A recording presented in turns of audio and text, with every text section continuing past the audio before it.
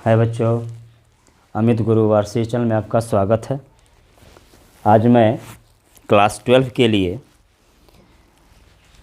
Topic का नाम Gauss के अनुप्रयोग वही लेकर आया हूँ।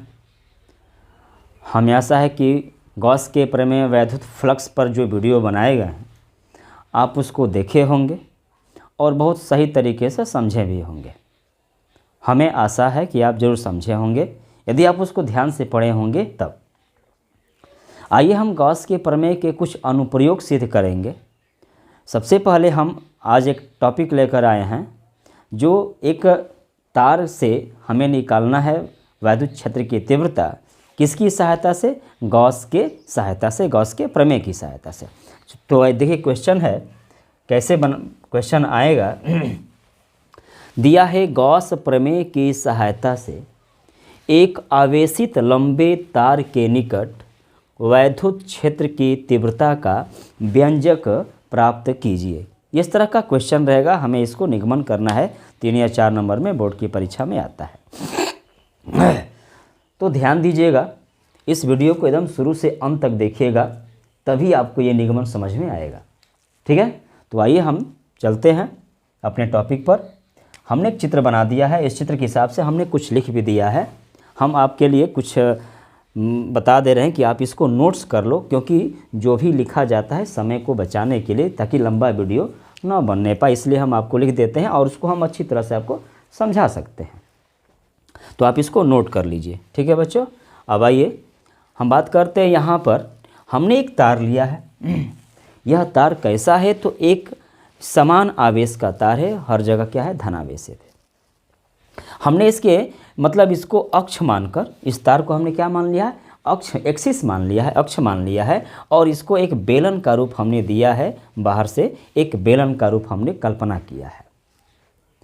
यह बेलन का यह तार क्या है? अक्ष है। इस तार से आर दूरी पर स्थित बिंदु P पर हमें वैद्युत क्षेत्र की तीव्रता यहाँ ज्ञात करनी है। ये एक छोटा सा पृष्ठ है, यहाँ भी एक छोटा सा पृष्ठ है। आप इसको S1 और नीचे वाला पृष्ठ को यदि हम एक सतह ले लें, इसको S2, इसको आप S3, हमने यहाँ पर केवल S की चर्चा किया है। वो क्या है? DS है। छोटा सा फैक्टर है तो हमने DS ले लिया है। छोटा सा पृष्ठ है तो DS, पूरा बड़ा पृष्ठ लेंगे तो हम S की बात करेंगे। आइए यहाँ पर हमने यहाँ पर ये जो पृष्ठ है, ये अपन कौन सा पृष्ठ है? गॉसियन पृष्ठ है। ये एक छोटा सा अवयव है। यह छोटा सा अवयव जिसका क्षेत्रफल क्या है? DA है। छोटा सा पृष्ठ है तो उसका क्षेत्रफल क्या है? DA है। हमने इसके बारे में कुछ लिख दिया है। अब आइए यहाँ पर, माना कि AB एक अति लंबा तथा एक समान रूप से आवेशित चालक है। एक समान रूप से आवेशित चालक है जिसके प्रति एकांक लंबाई पर जो आवेश है, प्रति एकांक लंबाई मतलब L जो होगा कहाँ होगा? डिनोमिनेटर में, हर में होगा। जो प्रति एकांक लंबाई का जो आवेश होता है उसको हम रेखीय घनत्व कहते हैं। वो लेमडा बराबर Q/L होता है, या लेमडा क्या होता है? रेखीय घनत्व होता है। बेलन के अक्ष से r दूरी पर कोई बिंदु P स्थित है और इसी P पर हमें क्या निकालना है? वैद्युत क्षेत्र की तीव्रता निकालना है। आप इसको ध्यान से देखिए। बेलन एक समान रूप से आवेशित है। अब दिखाई दे रहा है एक समान रूप से आवेशित है, अतः किसी भी बिंदु पर E जो होगा, प्रत्येक बिंदु पर E क्या होगा? एक समान होगा एवं इसकी दिशा अक्ष के क्या होगी? लंबवत होगी। मतलब जो E है वह, यहाँ ध्यान दीजिएगा, जो E है वह अक्ष के क्या है? लंबवत है। अब इस लंबवत होने का कारण क्या है? यहाँ ध्यान दीजिएगा कि समतल सतहों के पृष्ठ सदिश एवं वैद्युत क्षेत्र के लंबवत होने के कारण समतल सतहों से होकर गुजरने वाला जो वैद्युत फ्लक्स होगा, समतल सतह, ये सतह समतल, ये और नीचे वाला सतह समतल है, इनसे गुजरने वाला जो वैद्युत फ्लक्स होगा वह शून्य होगा। क्यों? क्योंकि कहा है कि मतलब जो पृष्ठ सदिश है और वैद्युत क्षेत्र की क्या है? लंबवत है। तो हम आपको पीछे पढ़ाए हैं, जो फाई ई होता है, जो फाई ई होता है वह EA cos थीटा होता है। यदि थीटा का मान 90 डिग्री हो जाए तो फाई ई का मान क्या हो जाएगा बच्चों? 0 हो जाएगा। तो समतल सतहों के लिए यह जो E है, सतह के बीच का जो एंगल होगा वह 90, क्योंकि वह लंबवत है, तो यह क्या होगा? 0 हो जाएगा। अब इस हिसाब से अब हमारे पास ये समतल सतह वाले जो पृष्ठ हैं उनसे वैद्युत फ्लक्स नहीं निकलेगा। अब बचा हमारे पास कौन सा पृष्ठ, तो हमारा ये वक्राकार जो पृष्ठ है हम इसी से हमारा वैद्युत फ्लक्स क्या करेंगे, हम निकालेंगे। ठीक है, तो आप इस चीज़ को सही से नोट्स कर लो, चित्र को ध्यान से। थोड़ा सा लिखना पड़ता है एग्जाम में, लिखने के लिए हमें, मतलब अगर आप नहीं लिखोगे तो समस्या है, थोड़ा सा समझने में देर होगा, क्योंकि अगर केवल बोलकर समझाया जाएगा तो आप जितना देर सुनोगे उतने ही देर तक आपको याद रहेगा, उसके बाद भूल जाना, उसके बाद भूल जाते हो। इसलिए आप तो थोड़ा सा नोट्स कर लोगे तो कल रिवीजन के लिए आपके लिए अच्छा होगा। ठीक है, आगे देखिए। अब हमारा ये जो है, अब हम निकालेंगे, ये वाला पोर्शन कंप्लीट हो गया क्योंकि यहाँ 0 है विद फ्लक्स, ये भी आपका क्या हो गया, 0 हो गया। बचा हमारा ये पृष्ठ। इस पृष्ठ में हमने एक छोटा सा फैक्टर लिया है, छोटा सा खंड लिया है, वो क्या है, खंड ds है। तो हमने लिखा है क्या कि इस बेलन की वक्र सतह पर स्थित क्षेत्रफल अवयव ds से होकर गुजरने वाला वैद्युत फ्लक्स। ये जो वैद्युत फ्लक्स होगा हम इसको क्या लिखेंगे, जो हमारा चूँकि छोटा सा खंड है तो हम इसको लिखेंगे d फाई e। जो d फाई e होगा वह किसके बराबर होगा, तो हम यहाँ पर क्या निकालेंगे, चूँकि हमने यहाँ पर क्या लिखा है, छोटे खंड के लिए छोटा फाई e होगा, तो हमने इसको d से दर्शाते हैं। अब हमारा क्लोज इंटीग्रेशन, ये क्लोज इंटीग्रेशन है, वो हमारा पृष्ठ कौन सा है, s है, तो लिखेंगे क्या, वेक्टर e और ये ds। अब हम इसको आगे बढ़ाएंगे तो क्या लिखेंगे हम बच्चों, e ds cos थीटा।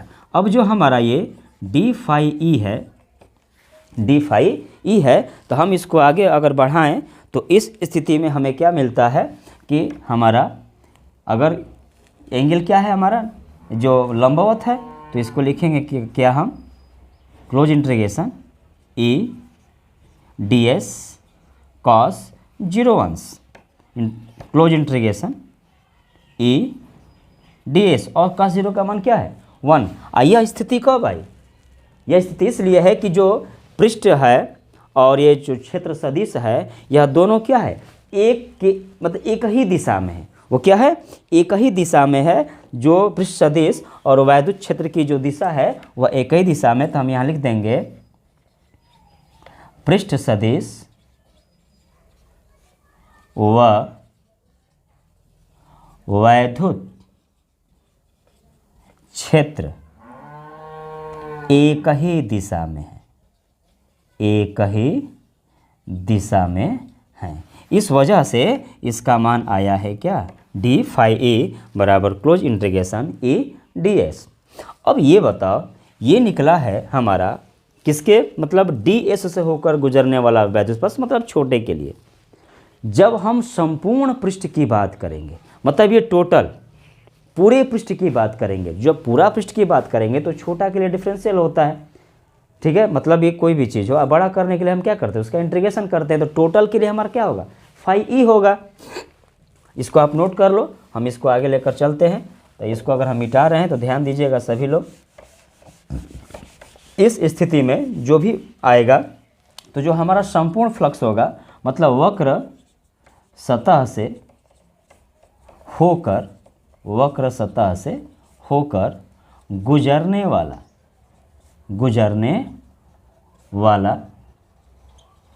संपूर्ण, जो हमारा संपूर्ण फ्लक्स होगा, संपूर्ण वैद्युत जो फ्लक्स होगा वह क्या होगा बच्चों, फाई ई होगा। ठीक है, अब जब फाई ई की बात करेंगे हम यहाँ पर, तो आप इसको ध्यान दीजिएगा। फाई ई निकालने के बाद हम अब डी फाई ई जो होगा इसका होगा, तो इस स्थिति में ये हमारा संपूर्ण फ्लक्स होगा, तो क्या होगा, वो फाई ई होगा। अब नीचे देखिए आप लोग ध्यान से, वीडियो को हम ध्यान से देखेंगे तो आपको कोई परेशानी नहीं होगी। अब हमारा जो ये संपूर्ण है, तो जो संपूर्ण फाई ई होगा वह इंटीग्रेशन डी फाई ई के बराबर हो जाएगा। अब डी फाई ई, तो ध्यान दीजिएगा, फाई ई बराबर इंटीग्रेशन, हम इसको क्लोज इंटीग्रेशन बोलेंगे क्योंकि बंद पृष्ठ है। अब डी फाई ई का मान अभी अभी निकाला गया है क्या, E D S. Phi E बराबर ई बाहर हो जाएगा, क्लोज इंटीग्रेशन डी एस। अब ये डी एस क्या है, अब ध्यान दीजिएगा, छोटा ये जो छोटा फैक्टर है इसका जब क्या निकाला गया, ये इंटीग्रेशन, ठीक है। अब यह क्या है आपका, ये क्षेत्रफल है, ठीक है। तो बेलन तो हमारा चूंकि किस रूप का है, यह बेलन रूप का है, तो बेलन के रूप का हम कह सकते हैं कि जो बेलन के रूप का है तो छोटे के लिए आपका ds है, तो बड़े के लिए तो पूरा निकाल देंगे हम। तो इसका जो मान होगा क्लोज इंटीग्रेशन ds जो होगा यह हमारा बेलन का वक्र पृष्ठ क्षेत्रफल, बेलन का वक्र पृष्ठ क्षेत्रफल। तो जो बेलन का वक्र पृष्ठ क्षेत्रफल होता है वो क्या सूत्र होता है, 2πrh। बेलन का वक्र पृष्ठ सूत्र क्या होता है, 2πrh, 2πrh। चूंकि h यहाँ पर क्या है, यह l है, ठीक है। तो हम क्या लिख देंगे, 2πrl। तो ये बताओ, हम लिख सकते हैं कि फाई e बराबर, यहाँ पर हम लिखेंगे e और इसके जगह पर लिख देंगे 2πrl। अब इसको सजा देंगे, 2e/rl। हम इस हिसाब से हम इसको क्या कर सकते हैं, लिख सकते हैं। हमारे पास क्या आ गया, फाई e बराबर e 2πrl। यह क्या है, हमारा इस वक्र सतह से संपूर्ण वैद्युत फ्लक्स है। अब ये बचा, ये बताओ कि यहाँ से अगर हम E निकाल दें, ध्यान से देखिएगा, अगर हम यहाँ से क्या निकाल दें, E निकाल देते हैं अगर सपोज दैट, तो E निकालेंगे तो फाई E के बटा में सब आ जाएगा, फाई E के बटा में सब आ जाएगा। अब हमें लास्ट में क्या निकालना है, E का मान निकालना है। तो इस स्थिति में आप लोग इसको नोट्स कर लो ताकि आगे आपको बताया जाए। अब यहाँ पर आपका क्या है, ये ध्यान दीजिएगा, ये तो हमारा इक्वेशन फर्स्ट ले लिया, फाई E बराबर 2e/rl। अब ध्यान देना है कि जो CD है, ठीक है, अब यह CD में मतलब इसमें जो आवेश हमारा होगा, लिखेंगे कि जो CD में कुल आवेश जो है वह कुल आवेश क्या है, वह Q है। और आप पीछे अभी देखे हो, लेमडा बराबर क्या होता है, Q/L होता है। तो Q बराबर क्या बच्चों होगा, लेमडा इंटू L। तो मतलब ये बेलन में जो हमारा ये सतह तो हट गया है, ये सतह हट गया, हमारा यही सतह बचा है। तो इसमें हमारा कुल आवेश क्या होगा, कुल तो हमारा Q बराबर मतलब लेमडा बराबर Q/L, चूँकि रेखीय घनत्व है तो Q बराबर लेमडा इंटू L होगा।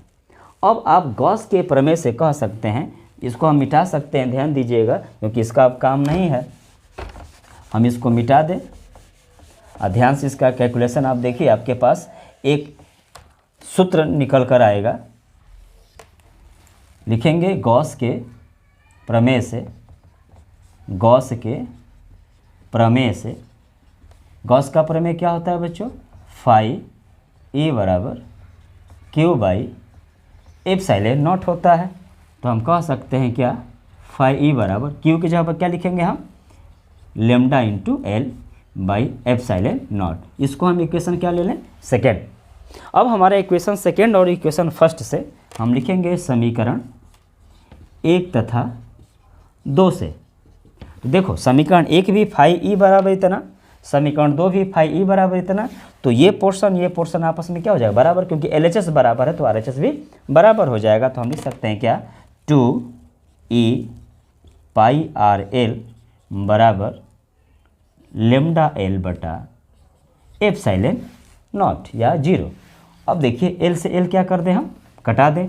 तो हमारे पास E निकालना है, तो E को यहीं अगर छोड़ देते हैं तो 2πr नीचे जाएगा।